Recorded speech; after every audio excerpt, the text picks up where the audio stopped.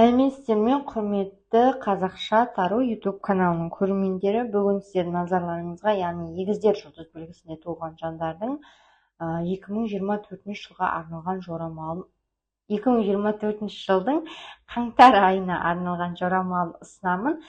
Яғни алғашқы айы осы жылдың, жаңа жылдың. Осы айда не болады, не жағдай болады, не болуы мүмкін, сол туралы айтатын боламыз. Міндетті түрде каналға тіркеліңіздер, өздеріңіздің жақсы пікірлеріңізді қалдырыңыздар. 2024 жылы 100 000 оқырман болайық. Сол үшін де каналға әр көретін мені көрермендерім барлығы тіркелсе, керемет қуанып қалар едім. Ал енді жеке сұрақтарыңыз бойынша және де жылдық жорамалды көргісі келетін жандардың барлығы, яғни жылдық жорамалды Telegram каналға тіркеліп көресіз, ол ақылы, иә? Және өздеріңіздің жеке сұрақтарыңызды қойғысы келетін жандарда менің WhatsApp номеріме жазсаңыздар болады. Осы видеоның астында мен міндетті түрде WhatsApp номер қалдыратын боламын. Ал бастайық. Торпақ жұлдыз белгісінде бізде қаңтар айында не болады? Не болуы мүмкін немесе да?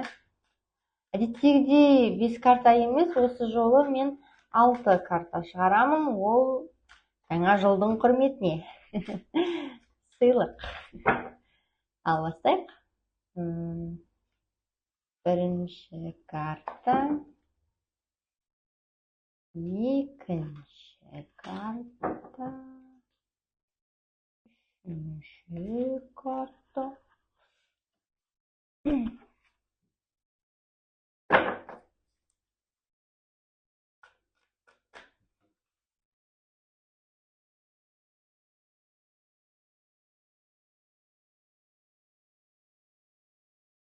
Төртінші. 5.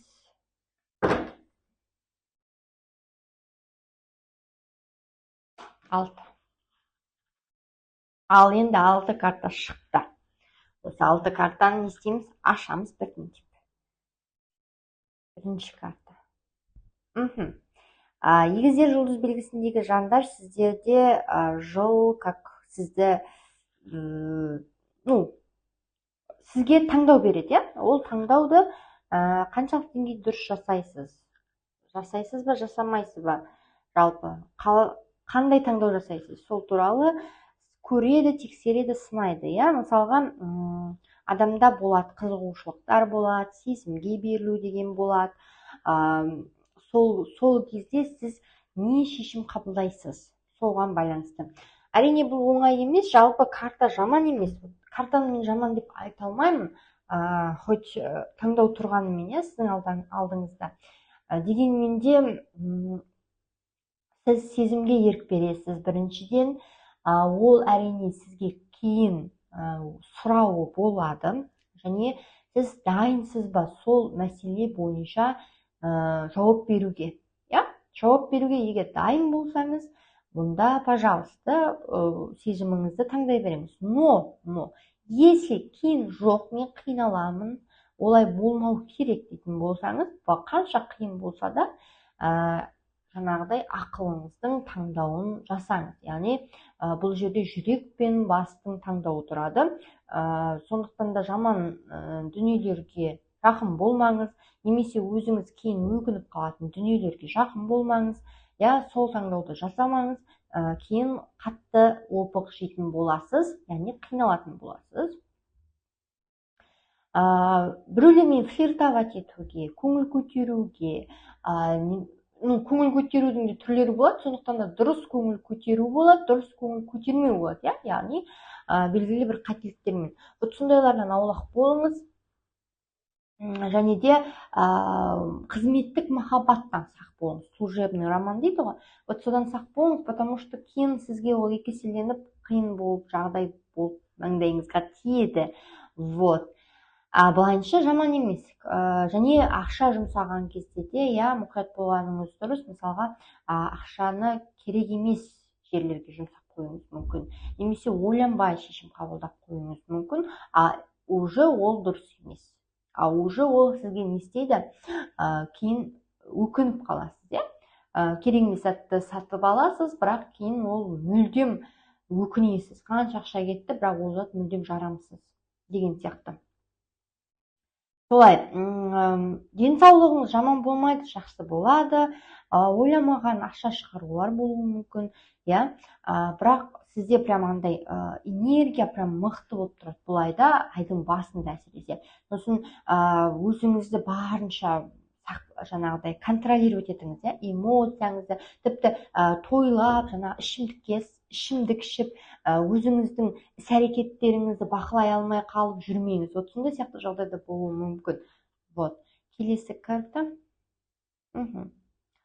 Енді мына карта біліп тұрсыздар ғой, бұл старший аркан біріншіден, потому что бұл енді старший аркан нені білдіреді? Бұл сізге ескерту ретінде, если сіз осы жағдайда мысалға әсер ететін жағдай істейтін болсаңыз, белгілі бір нәрселерді, иә, кейін ол сізге кейінгі уақытта да өзінің әсерін тигізеді. Яғни осы жасаған ісіңізге кейін де жауап беруіңіз мүмкін. Міне енді мына карта бұл ашулы адамды білдіреді. Міндетті түрде сізде белгілі бір дүниелер сіздің ашуыңызға тиетін болады. Сіз еркек болсаңыз да, әйел болсаңыз да, бұл жалпы, иә.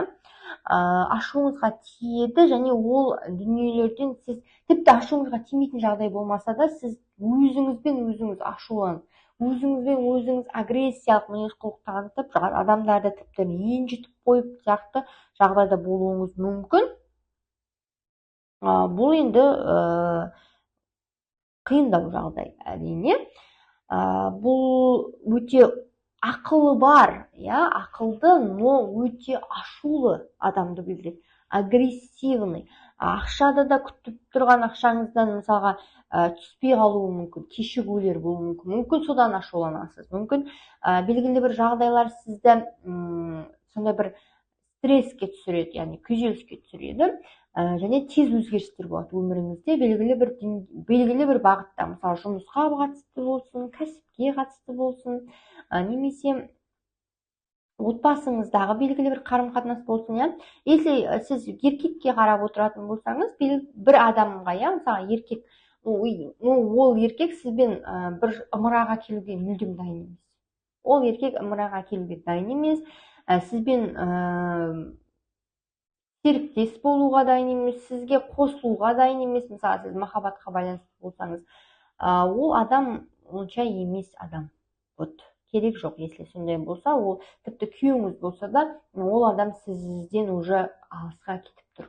Иә, ойы да, санасы да, барлығы да, өзі де. Вот, солай. Өзіңізді жалған үмітпен алдамаңыз, жалған дүниелермен алдамаңыз, иә, сезіммен. Потому что бұл жердегі жағдай өте көрінгендей емес, яғни алдамшы. Бұл кезде айдың бір орталарына таман, иә, орталарына жақын, тіпті аяғында десе де болады, иә. Сол кездерде сізде бір алдамшы сезімдер болады, үміттер пайда болады, иә. Ол өтірік, өтірік нәрсе. Ештеңе, жылтырағанның барлығы алтын емес, соны есіңізден шығармаңыз. Және де бір нәрседен бекерге бекер сеніп қалуға болмайды. Және алаяқтарға алданып қалудан сақ болыңыз. Кез келген түскен ақпаратты міндетті түрде ой елегінен өткізіңіз, салыстырыңыз, тексеріңіз, бақылаңыз, көріңіз, сосын барып шешім қабылдаңыз. Танысқан адамыңызға да, иә, келісімшарттарға қол қоюға болмайды, өте қолайсыз уақыт. Вообще сізде бұл айда бір үлкен дүниелерді бастауға мен кеңес бермеймін.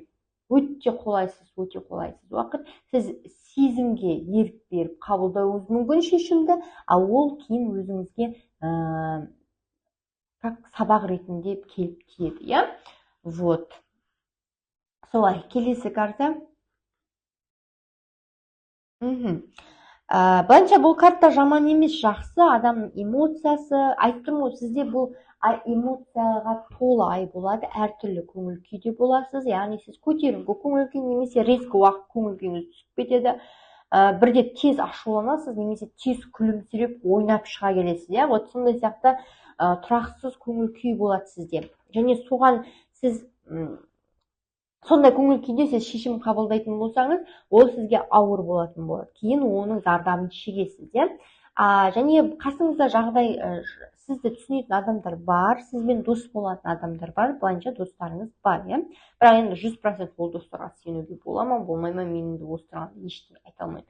Бірақ енді бір волнада, бір неде ырғақта жүрген достарыңыз бар, олармен бір жерге қыдырасыздар ма, көңіл көтересіздер ма, вот сондай сияқты болады. Әрине бір жағынан бұл енді мерекелік уақыт болғандықтан мүмкін қыдырыстар, жүгірістер, жаңағы тойлаулар өте көп болуы мүмкін. Сондықтан да шарап көп ішіп кетуге де несі бар, қаупі бар. Сондықтан ондай жерде өзіңізді тыйғаныңыз дұрыс. Таныстықтар болуы мүмкін, иә. Бір нәрселерден жолыңыз болады, және де денсаулығыңызда жаман болмайды, жақсы болады. Если бір жеріңіз ауырған болса, жазыласыз. Солай. Келесі карта. Енді бұл карта вообще керемет карта. Не себепті керемет карта деймін? Бұл отбасылық бақытты білдіреді бірінші кезекте, және де сіздің лайықты бақытыңызды білдіреді. Яғни сіз бұл басыңызға түскен именно жолыңыздың болып кетуі, немесе отбасыңыздың жақсы болуы, немесе ұжымдастарыңыздың сізге деген көзқарасының жақсы болуы, жақсы көңіл күйде болуыңыз, бұл бірінші кезекте сіздің өзіңіздің арқаңызда. Яғни сіз, значит, сондай жақсы болдыңыз, и сізге в ответ кері байланыс ретінде сондай жақсы адамдар кездесті, иә. Және бұл жерде марапатқа ие болуыңыз мүмкін, белгілі бір медаль тағу, мақтау алу, иә, қызметте көтерілуде болуы мүмкін, жақсы адамдармен таныстықтар, кездесулер, отырыстар болады, және тұрақтылық болады. Көңіл күйіңізде де бұл уақыттарда, енді көңіл күйіңізде бұл аяғына қарай, басында емес, точно бас жағында емес, аяғына қарай сізде уже более-менее жағдай тұрақтала бастайды, бір қалыпқа келе бастайды. Мүмкін алдындағы жаңа тойлаулардың барлығы бітіп, тоқтап, уже өз-өзіңізге келе бастайсыз ба, вот сондай сияқты болуы мүмкін. Белсенді әрекетте боласыз, белсенді демалыста болуыңыз мүмкін. Біреулеріңіз тіпті өз-өзіне демалыс жариялайды, біреуі отпускқа кетеді, иә, еңбек демалысына. Жақсы жаңалық келеді сізге осы уақыттарда, және де өзіңіздің жеткен жетістігіңізге көңіл толушылық жағдайында боласыз. Сенімділік пайда болады сізде, бір адамға қатысты ма, ол мүмкін бір өміріңіздегі белгілі бір тұрақтылық пайда бола ма, сондай сияқты болады. Жаман емес карта бұл жақсы, өте жақсы карта. Және бұл жұмыстағы тұрақтылықты көрсетеді, көп жағдайда жұмыстағы тұрақтылықты да білдіреді. Яғни жұмыс нелер вообще жұмысты білдіреді. Сондықтан да барлығы керемет. Или бұрынғы істеген жұмысыңызға байланысты қызметте көтерілесіз ба, марапат аласыз ба, вот сондай результатын көресіз. Енді мына карта вообще адамның эмоциясының көтеріңкі деңгейде болуы, адамның өз-өзіне деген сенімділігі, өз-өзін қатты жақсы көру, бағалау, жаңағы өзін әдемі сезіну, өз-өзіне көңіл толушылықты білдіреді. Бұл енді сіздерге тән қасиет. Сіздер вообще сондай адамсыздар, эмоциональный, бар кішкентай болса да әдемілікті, сондай бір нені жақсы көресіздер. Керемет нелерді, гүлдер болса да, кішкентай гүл берсе де сондай қуанып қалатын, сондай сезімтал жансыздар негізінде. Енді ер адамдардан гөрі әйел адамдар сондай, ше. Ал енді мына кезде тіпті сезімтал болуыңыз мүмкін. Армандарыңыздың орындалуы, қалағаныңыздың болуы, белгілі бір жетістікке жету, таныстық, және қарым-қатынаста жеке басты ойлау көп болады сізде. И потом басқалардың жоғары сезіну өзіңізді, керемет сезіну, тіпті сараңдықта болуы мүмкін. Ақша бар, но ақшаны біреумен бөліскіңіз келмейтін сияқты жағдай болуы мүмкін. Радость болады сізде, яғни қуаныш, қызметте көтерілуде болуы мүмкін, иә. Молшылық, жетістік, ақшадан ондай бір аса қиналыс болмайды бұл айда. Ақшадан бір проблема көрмейсіз, иә. Но тойымсыздыққа салынбаңыз. Кез келген жағдайда өзінің нормасын біліңіз, қанағат ете біліңіз, белгілі бір іспен айналысқанда да тоқтай біліңіз уақытында, иә? Немесе бірдеңені пайдаланған кезде. Себебі тамаққа да байланысты бұл тікелей артық салмақ жинап қалуыңыз мүмкін, уланып қалуыңыз мүмкін, иә. Сондықтан да кез келген нәрсенің нормасын біліңіз. Және кейбір жерлерде тіпті ақша шығару керек болатын болса, вот шығарыңыз.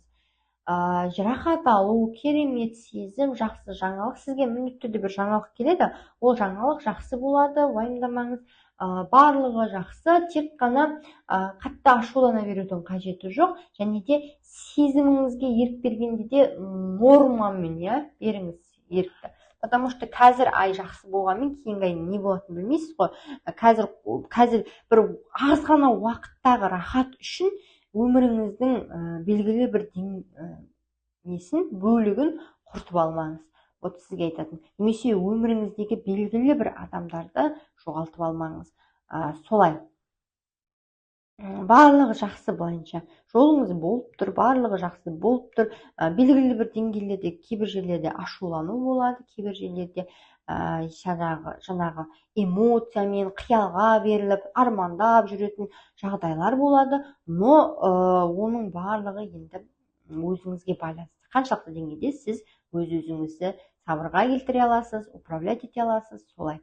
Міне осындай сіздердің айлық жорамалдарыңыз. Егер жылдық жорамалды көргілеріңіз келсе, маған міндетті түрде WhatsApp-қа жазыңыздар. Және менің каналыма тіркеліңіздер. 2024 жылы 100 000 оқырман болсын менде. Келесі кездескенше сау болыңыздар.